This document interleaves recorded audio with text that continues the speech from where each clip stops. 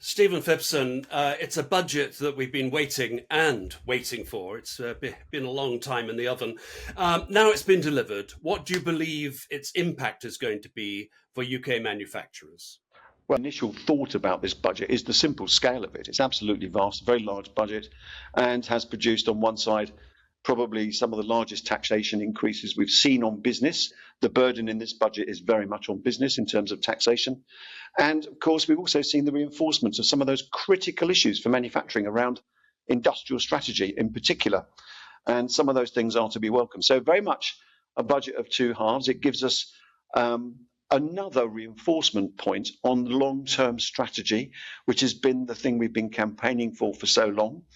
But at the other side, we've now got a short-term issue of very large increases in taxation, particularly on employment taxes, effectively on the NICs increase, which is going to take quite a bit of working through as to how businesses are going to mitigate those increases. So, tale of two halves in many respects.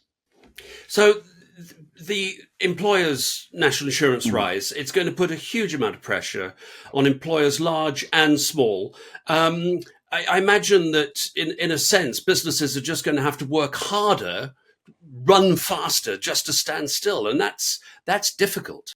It's very difficult. I mean, most businesses, particularly the smaller end, the SMEs in manufacturing, have had a pretty tough time of it the last few years. We've had all sorts of other cost increases, not least of which labour has been a big element of that when you look at the skill shortages that we've got. And so this budget actually loads more cost onto the employment of people. And of course, that has to be paid for somehow. And no doubt it will limit the amount of pay increases in the future and probably limit the amount of people you want to employ in your business. But, we have to work through. And that's a role for Make UK as well, Nick, I would say, to try and help those businesses think those issues through about coping with these tax increases. But there is no hiding the fact that this is quite significant. It's quite significant. Can you put a figure on that? Because I know that the boffins at Make UK have got their calculators out and have been working out what the average increase in cost per employee is going to be. And I have to say my jaw hit the floor when I heard about it.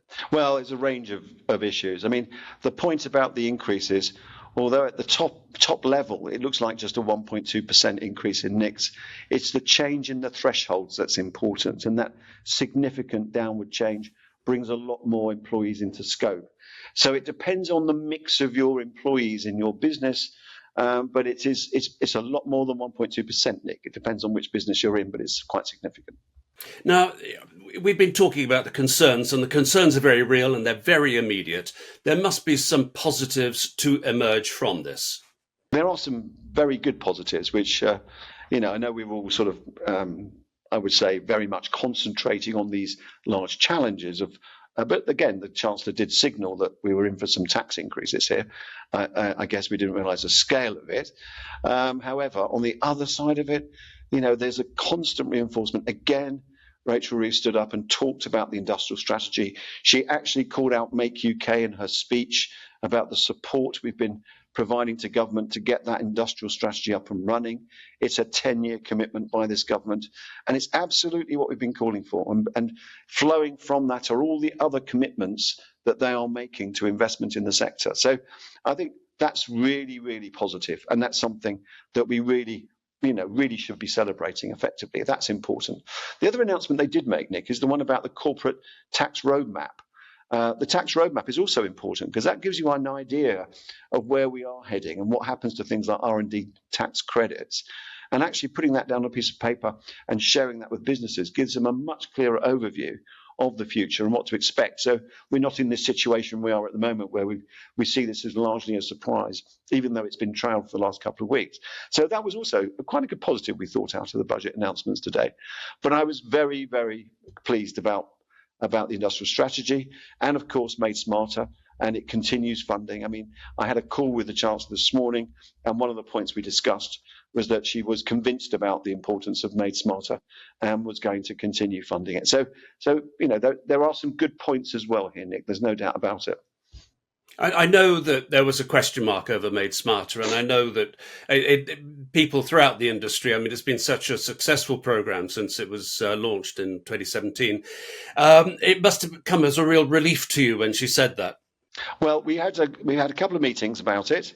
I went over to see the Chancellor, explained all the benefits that we've seen from Made Smarter, the real impact it's had, particularly on the SMEs that have been through the first phases of Made Smarter, and the sheer scale of impact has been quite positive actually in terms of the investment that we've been seeing. And so, actually, Rachel was very struck by that, and she then obviously committed to continue funding it. So, yes, we did have to fight a bit for it, Nick, only in the context of they were looking at the whole innovation budget, the whole UK RI and research budgets that we have in this country.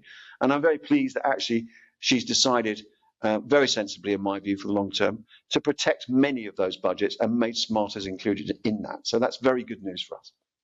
Another budget line that was protected was something that was announced actually, I think, earlier in the year.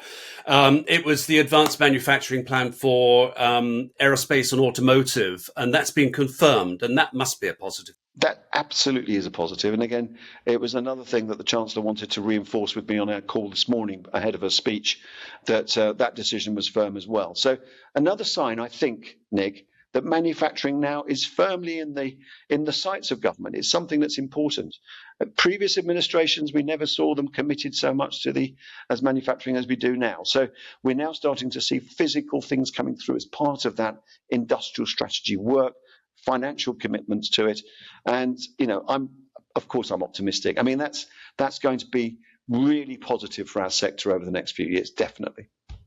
Well, given the expectations a lot of people had about this new government, I mean, perhaps a little bit slightly romantic for rose-tinted view of what the new government might do, I don't think we expected this budget to be quite so hair-raising. And Halloween is a good time for it to come along, isn't it? Yes, very good use of words for this time of year. Absolutely. I think, yes, it was a bit of a roller coaster. I think, obviously the Chancellor explains it as they didn't, expect to find a big financial black hole in the finances and had to find a way of doing it. I think the surprise was just how much of that burden is being taken by business. I mean, that's the difference we've seen here.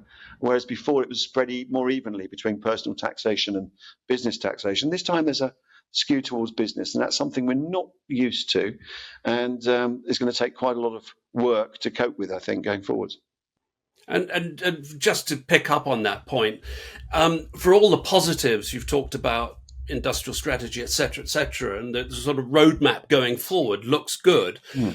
The fact that they have hit business and clobbered business in this way must give a lot of people in the sector just pause for thought.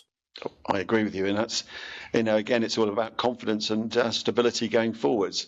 I think it was a surprise that it was so large, I think, to us as well. And we've been engaged, weekly with the government. But Nick, we are where we are. We are not going to change it at this point.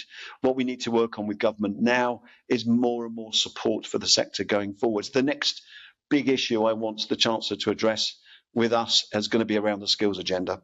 So watch that space. There was an announcement today about FE funding in the budget. But there's a lot more to do, particularly around the apprentice levy system. And the Chancellor knows that's on my agenda for our next set of meetings. Well, Stephen Phipson, thank you very much indeed. Thank you very much.